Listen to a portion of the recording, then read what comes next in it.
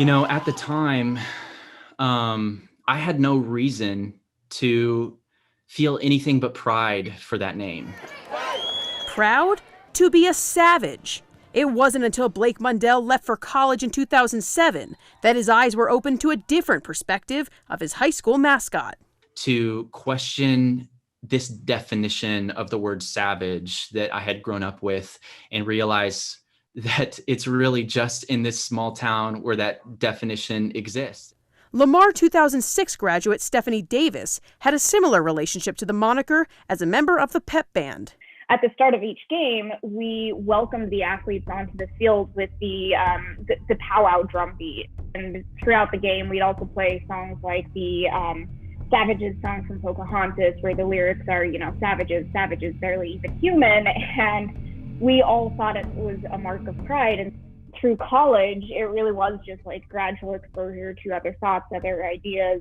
Whenever people find out what the high school mascot is, you just see this look of shock and horror come over their face of, oh my gosh, is that really it?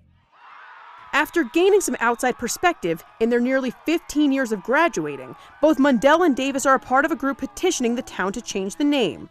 Head football coach Jason Tice said he would support any board decision, and so would his state championship opponent Zach Lemon, who coincidentally is also dealing with a similar petition in Eaton with his school's Fighting Reds mascot. We talk about it in the classroom setting, and we try to understand multiple perspectives and understand how certain people from different communities feel about certain things within the context of this issue. We talk a lot about, everyone has a story we know nothing about. And if we emphasize that all the time, to have some understanding of what everyone is going through and have some compassion and understanding of what they're dealing with, then that makes us a better community as a whole. CHSA Commissioner Rhonda Blanford Green was asked about making an executive decision to change the mascots, but said it should be left up to the schools to decide. They don't need some bureaucratic regulatory agency to come in and say, you do XYZ. It sounds like they're moving in the right direction. Mundell and Davis, however, think it's time for people in power to step in. If you're in leadership in any capacity, I believe that you have a responsibility to help lead in a moral way. We have strong empirical evidence that shows that Native mascots produce negative psychosocial outcomes for students.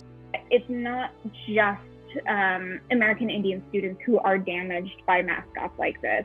It allows white students like me to feel comfortable thinking that, there are stereotypes and that these American Indian communities are a monolith. And that's not who the American Indian community is. And I really, truly hope that with these conversations, we don't just look at what the American Indian community was at the time that the mascot was created, but also what that community looks like today.